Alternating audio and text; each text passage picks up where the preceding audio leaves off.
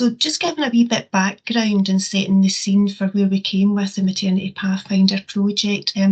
Prior to myself coming into position towards the end of 2021, there was a scoping exercise was completed across maternity services in Scotland that was looking at the knowledge and understanding within maternity and neonatal services on what they knew about becoming trauma-informed. What did we mean by that? And from that, there was a clear need for further education and understanding in what we meant by trauma-informed, with a lot of responses relating trauma in a maternity setting, specifically around about birth-related trauma.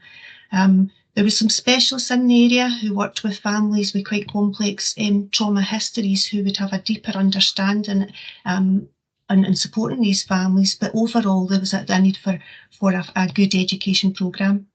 The other thing that came out, and one of the key recommendations, was for Pathfinder projects to help inform what was the supports required within maternity services to become trauma-informed as well, which led to the Pathfinder projects. So the projects, a note of interest was circulated across to the heads of midwifery in Scotland, and we agreed to support and take the Pathfinder projects within Grampian Board and within Forth Valley Board. They started in January 2022, and the first phases of the project really came to an end at the end of March this year, but we've been successful in a further year's support for the project. So today I'm going to share with you the overarching aim of the project, the different phases and the way we went forward with the Pathfinder project. And I'll break that down into the kind of tangible steps within the phases of the project. So starting to understand, how did we use a trauma lens? How did we scope? How did we familiarise ourselves with the systems, people's knowledge and understanding, etc. there. I'll then talk about phase 2, which is more about all those findings from all those scoping exercises and looking at the readiness of the organisation. How did we take those findings and put them into developing a long-term plans for them? And there was 3 priority areas, so I'll share some of those learning from the 3 priority areas as well. So as I mentioned there, the overarching aim was really to help us grasp what is the understanding, what do we really need for maternity services to embed truly sustainable trauma-informed way of working in practice. And as I mentioned there, the two phases of the project, so the first phase, which ran from January up until June, July time of 2022, was a lot of scoping and familiarisation and looking at readiness. Following on from that, we spent a good 3 months developing those plans, which I'll go into a wee bit more detail with you, and then starting to implement some of those change ideas that came from their plans. I know this map might not be a great vision for yourself if you're on a smaller screen here, but this shows the key components of that familiarisation, scoping and looking at that readiness that we did in the Pathfinder projects. So we started off by recognising who the key stakeholders are that families would be meeting in their journey from confirmation of pregnancy through to handover of care in the postnatal period. So making sure that this piece of work was not done in a silo, it wasn't just leadership within a maternity and neonatal department that was taking that forward. And we held introduction meetings, both at a strategic level and at an operational level, so that we could actually start to sow the seed and gain that better understanding of what we meant by trauma-informed care, and sharing what the work has been going on in the development in the National Trauma Training Programme in the background. We then followed that on by holding multi-professional scoping exercises. So maternity is obviously a large organisation, and there was early recognition that even within the organisation itself, there's so many different departments, different teams, and there's different professionals provide care to families within there. And then if we then looked at the external services that work alongside the maternity services and supporting families in that journey, it was a vast array that we had to link in with. So we held several different scoping sessions and hearing the voices of those multi-agencies that came across here. Now, during those sessions, we did have a template of the kind of questions we were asking and getting understanding, but we were building on how those systems work. So this follows on really great from the key information that Ross has just shared with you. So thinking about environments, processes, where we documented things, who we communicated with, we spoke about the environments that we're seeing in, how we assessed them, the screening process, lots of different questions within there to try and give us an understanding of their current way of working in that area. But we also started to think about some of the drivers that's needed in addition to the knowledge and skills there as well. So we were starting to think about what trainings were available there for the workforce, what had they accessed. We also started to look at practices that were trauma-informed that they were aware of, but also looking at some of the policies and guidelines that were really important within their teams and their area of work, and looking at the wellbeing and organisational initiatives that were in to support them. So obviously recognition coming from a practicing role in maternity services into this post, I was very aware of a lot of the workforce challenges and the well-being of the organisation when I was starting this process. At the same time as this, we'd circulated a training needs analysis, but within that training needs analysis, it wasn't just scoping about their knowledge and understanding, but it was also looking at training they'd access. It was looking at that organisational readiness, asking them to identify barriers, and actually starting to look again at those people on the ground floor level. What was the wellbeing initiatives they were aware of and how effective they were, so that we could start making those plans to try and help inform our direction going forward. We pulled together multi-agency implementation teams. So again, making sure we had representation across the board areas and all the stakeholders involved there. We also made sure we had third sector organisations and local TP ticks, or the trauma champions within the board areas, was involved within that as well. And they were seen as going to be the key team, the key steering group who would be leading in these change ideas and planning going forward. We held a trauma-informed lens event, so just that Rose had shared with us there, where we actually, again, recognising that large organisation that we're talking about here, we broke into small teams. And I'm going to show you a slide in a wee minute that will just show you a wee bit more detail how we broke that down. And we've got here lastly, but this is probably the most important point, was hearing the voice of families with past traumas. So during those early scoping and the trauma-informed lens event, we were able to recognise common different types of trauma that would be coming through, that the staff were aware they were supporting regularly within this environment.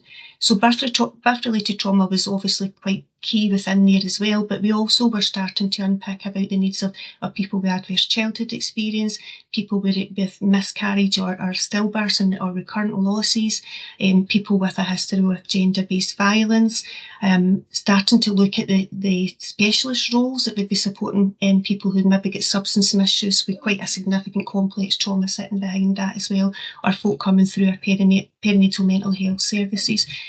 So supported by external organisations from third sector or specialist roles, we were able to identify families that were happy to come and speak to us.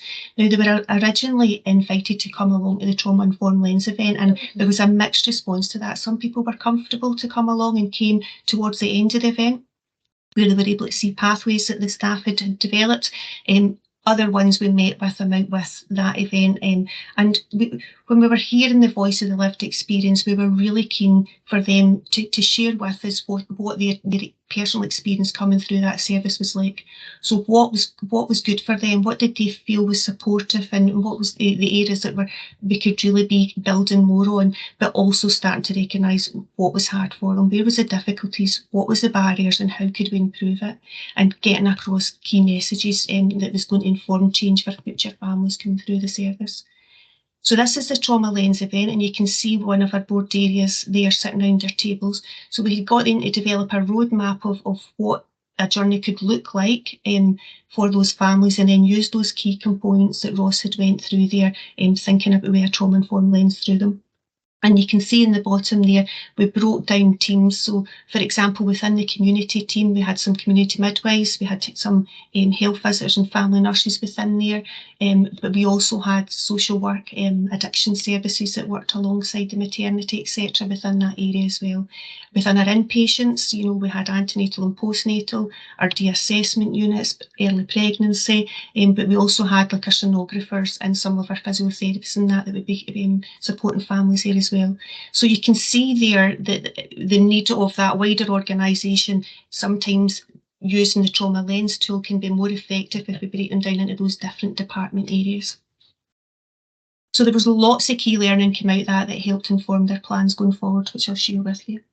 Hearing the voice of the lived experience, now we heard so much positive practice, so that's a note that's very important to take forward. There's lots of good trauma-informed pieces of work going on there, but there was also some areas where they shared with us that there was some quite significant difficulties, and we were able to feed quite personally and quite trauma-specific feedback to the board areas, but there was common themes throughout this, and they were certainly around about communication, which was one of our main themes that came out there. So that retelling their story.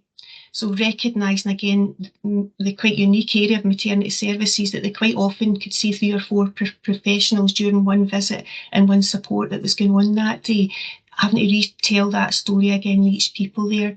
But also when they have communicated and they do have that continuity care within a community setting and a development plan been put in place, that actually the documentation of that plan and people accessing it when they come in as an inpatient, there seemed to be a disconnect there as well. So an area that we had to work and look at. One of the other key messages was round about the adverse childhood experience screening, and folk were saying to us, they asked us about adverse childhood experiences we had, but I don't know why they're asking, they don't get it. They didn't do anything with that information that we shared with them. So a key message of that disconnect and that the misunderstanding of why we're asking adverse childhood experiences. And through our scoping exercises, we found that a lot of the staff felt the adverse childhood experiences were actually being asked more as a screening process in relation to getting it right for every child and child protection processes. So starting to think about what was their experience and being parented in their childhood, and how would that then transfer into them becoming parents rather than that longer term understanding there. And then again, looking at that environment side of things, so recognition that actually, despite the decor of the environment we're in there, but sometimes we're asking people to come to environments that are really difficult and challenging for them. So for instance, somebody that's had previous stillbirths or having recurrent miscarriages are coming back to rebook their next pregnancy in the same environment with those same triggers and having to have those same discussions again. Thinking about somebody with quite significant mental health issues and needing psychological support, but they actually new services been developed and not having a safe environment place to see them. They may be seeing them at the entrance of a room at the entrance of their acute mental health ward, for example. While we were taking the projects forward, we're very aware that the uniqueness of going forward with the trauma lens and all these things. The maternity core leadership that was sat in that implementation group really were struggling with how do we start this journey. So we've done all this scoping, we've done all this familiarisation. I really want to look a wee bit deeper at these drives going forward. So we developed 2 implementation resources to use at these earlier stages to help bring that information back and make it meaningful and start those plans. So one of them was looking at a guidance with embedded links for the workforce to look at and actually start to make those plans. And the other one was a screening tool. So this traffic light, what's the word I'm looking for, those traffic light systems that we've heard previously was used again here. So we had those different drivers of becoming trauma informed, some key questions for them to think about in their organisation and be able to score themselves in that green, amber or red area. And that highlighted the important areas to target in the first instance. Now, the good news is that in the timeline of the work we've been doing in Maternity Pathfinders, there has been the development of the quality indicators framework for trauma-informed practice has been going on in the background. So that's due, obviously, for being launched hopefully within the next couple of months we'll be see that in circulation. That'll help direct going forward there. So we agreed at the end of phase 1, going into phase 2, as in addition to helping them develop their plans and their long-term theory of change idea, that there was going to be 3 really focused target areas. The first one was about looking after the staff and organisational wellbeing. So again, recognising the workforce's challenges.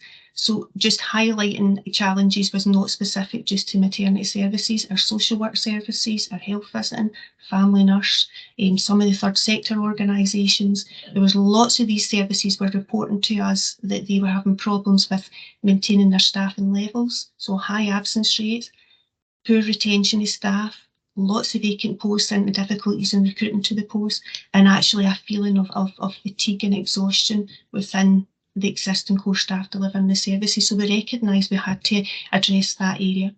The other side we agreed to do is trial out a trauma skilled training programme that embedded reflective practice and coaching within maternity services, and we also agreed to look at that screening process and how we could change and inform by those who lived experience and the findings they were sharing with us.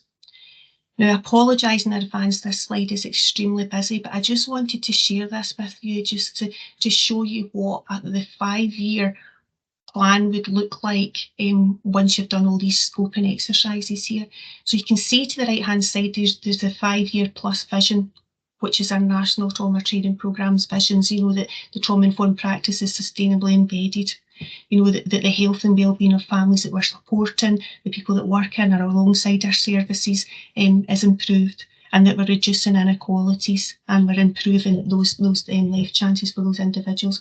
But if we go along to the left here within those red boxes, these are the activities and all the change ideas that had came out through those activities, through the scoping exercises, and more particularly through the Trauma Informed Lens event that helped inform the direction of their plans going forward. And down the left-hand side, you'll be able to see some of the kind of key drivers of how they sat in. So formalising all that information you've gained and actually starting to think about how we put that into a plan. But as many of you might have found when I shared that slide there, when we've taken all these details to the implementation teams, they were feeling a bit overwhelmed and thinking, well, where do we start with this? How do we make this bite-sized and how do we make these next steps? So we used some face-to-face sessions, and agreed that the 3 focus areas that we would develop smaller plans through using driver diagrams with a logic model that sat behind there, identifying the different key activities we were going to do, who was the target audience we would be approaching with that, and thinking about some of those really kind of short changes that will make for the organisation, for example, around about the wellbeing. But we were also able to start to identify what was our enablers and barriers and what was our assumptions around those plans as well. For those that are not aware, within the TURAS, there's the quality improvement team at NES have developed a range of great resources to help these processes, and they've got small quite sharp animations and different aspects of this quality improvement journey here, so that they used them during these sessions to help folk understand how we connected those early activities, develop my plan, and how we can then start moving that plan forward. So this is the wellbeing driver that we were able to develop here, and I'll just go over some of the points in here just to give you a wee feel for how we went from that scope and planning and implementing it. So the overarching name that we shared at the end of that last theory of change driver diagram was that with the health and the wellbeing of those affected with trauma who either work in with maternity services or alongside maternity services. So we broke that down into 3 drivers and specifically looked at the staff wellbeing within here. And what we recognise, we really, in order for us to take them forward, we really require, what is the areas we really require? So the implementation team were able to think about, well, we need a process to monitor and evaluate staff psychological wellbeing. We're recognising these high absence rates. We know that dealing with a lot of traumatic events in families with trauma and the vicarious trauma and that re-traumatisation situation, we need to be looking at that. We also spoke about supervision, making sure that those provisions are accessible and we're able to support their wellbeing, that any interventions that we use there, that they are effective and they're easily accessible. So during our scoping, we found a big disconnect between organisations' leaderships embedding lots of good wellbeing initiatives during the COVID pandemic. But actually, when we're speaking to staff, there was a disconnect in their ability to access or feeling able to access these activities. We also needed a formalised process that allowed support for those individuals after being involved in traumatic events there. So not moving away from just an initial debrief of the situation, actually having a longer pathway to support those individuals' wellbeing. Thinking about embedding coaching through all the improvement work we're doing and the processes we're doing there, and also looking at our policies, particularly around about workforce wellbeing, how much policy is there, what guidelines are there, what is our organisation looking at. And I'll just share with you one of the kind of change ideas that came out from that, looking at the disconnect of the interventions and what worked for them. We held drop-in sessions within the board areas, several different sessions, so we held them within the acute hospital setting, but we also held them out in the community so that we heard the voice across the different local authority areas as well that were attending there.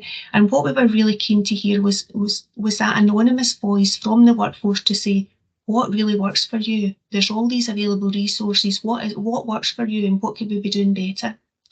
So we set 6 stations up. One station was a poster that had all the interventions they shared with us during those early scoping exercises. The second one was their board-specific areas wellbeing programme that had been developed for the whole joint integrated organisation there. And what we did with them was a quick surveys where they ticked things that were a list of these available interventions, were they aware of them, had they accessed them, and to score their efficiency of them, and a small area just to give a wee comment back. The third table suggested some other initiatives. So for instance, you can see the image there of the wellbeing planning tool, things like the going home checklist, but there was resources from across the UK were shared there, and we asked them to highlight the top 3 that they would find effective. The fourth area was, I skipped out number 3 there. So the third area certainly looked at the supervision, line management and reflective practice. So trying to understand what was the formalised processes that went in there. Because again, we found a disconnect on guidelines and policies in place to support wellbeing and supervision and line management, and actually there was not a consistent delivery of that across as well. In fact, some of our core maternity workforce were receiving a once a year group session of supervision as a mandatory, through the kind of COVID pandemic. So certainly looking at that and trying to understand what would work for them, what components are they getting, and what would they find effective. The fifth one was an area for them to identify some new ideas, but also what was the barriers. We've shared all these interventions that are available for you. Why are we not able to access to try and help our leadership to guide addressing those issues? And the final one was looking at a tool called the Professional Quality of Life tool. And I don't have a lot of time to get into this today, but this is an area that we're really keen to try and look at monitoring the wellbeing of our workforce more. The tool specifically looks at satisfaction in their role, but also the impact to working with traumatic events on those working in the service as well. So it looks at the risk scoring of, for instance, burnout or post-traumatic stress in relation to supporting those families. We also had a transition of that wellbeing side of things coming into developing the training programme. So we made sure that the coaching and reflective practice structure was in there, and we started that programme by embedding the e-learning modules that come around that workforce wellbeing and developing their own wellbeing plan, and also the psychological first aid. So a quick overview of the training programme. What we've been offering is a 10-week training programme, and the 10-week training programme includes 7 e-learning modules. It also starts off, as I said, by the wellbeing side of things, but it incorporates 4 online 1-hour Microsoft Teams sessions with cohorts of 15. These sessions introduce new subjects to them. It also has a forum for once they've accessed e-learning modules, they come back and we can share learning, and we can actually start to think about how we put that learning into practice. In between those sessions, it's been agreed that the practitioners get a 3 protected periods of time over a 2-week period to look at the e-learning modules and come back to that forum to share. So you can, one of the key messages I would say here is the buy-in with the wellbeing at the beginning of this and building wellbeing planning tools has been a great incentive for people to engage in this training through difficult situations. But it's also the other big buy-in is actually how much learning they're getting out of this. So I already mentioned that the early scoping had evidence a lack of understanding of why we ask about the adverse childhood experience. Now these e-learning modules that are already developed here are really great in introducing that's there. But there's also gives an education round about gender-based violence, sexual trauma, substance use, how to do that psychological first aid, the window of tolerance. There's lots of key components within this training programme that they're gaining out of these sessions.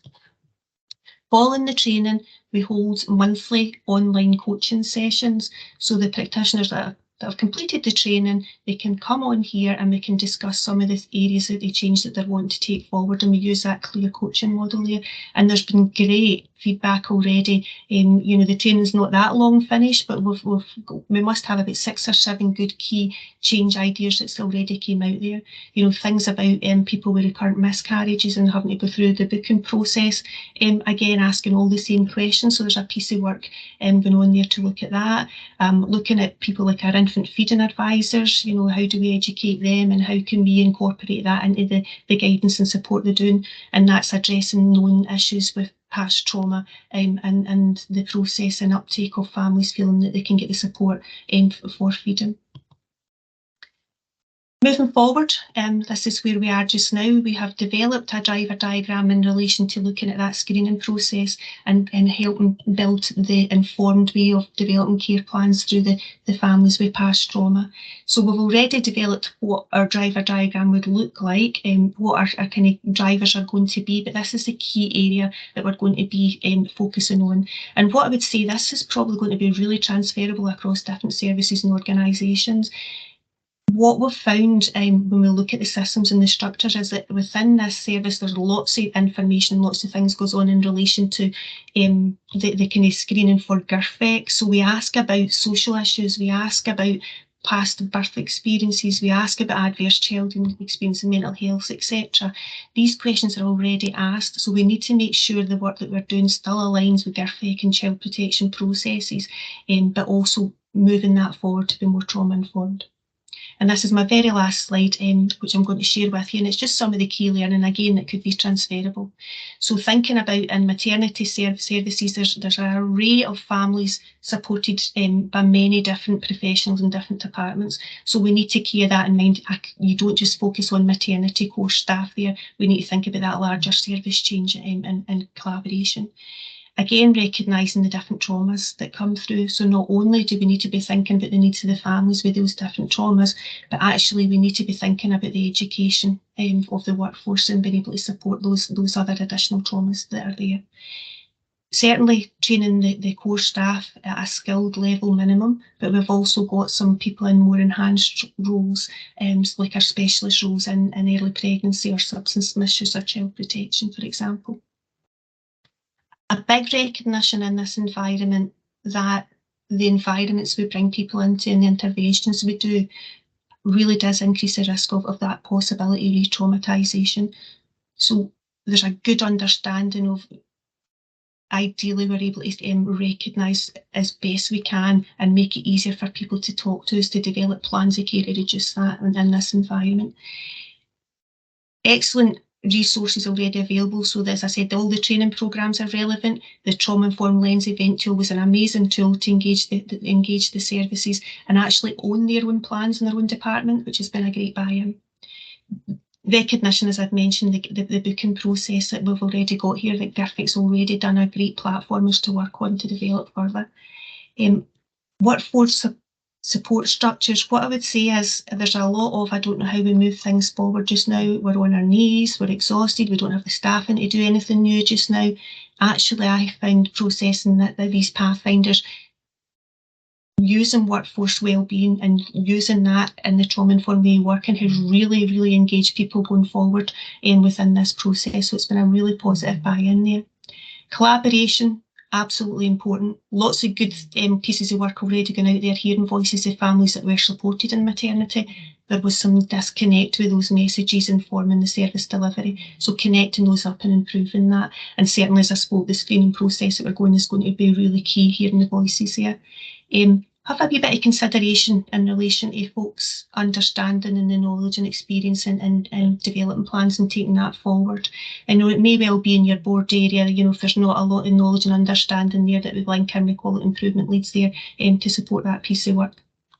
And also, as I mentioned earlier on, we need to be thinking with the services out with the core maternity and neonatal service here going forward. And just my last point to meet with you is about the workforce challenges, with the wellbeing capacity and still recovering from COVID-19. It is going to impact our process in the Pathfinder as we found here and within your area of work.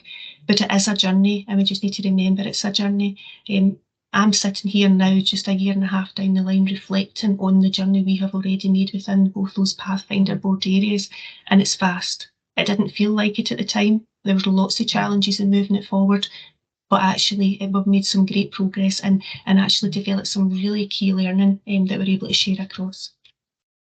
So that's all. Thank you.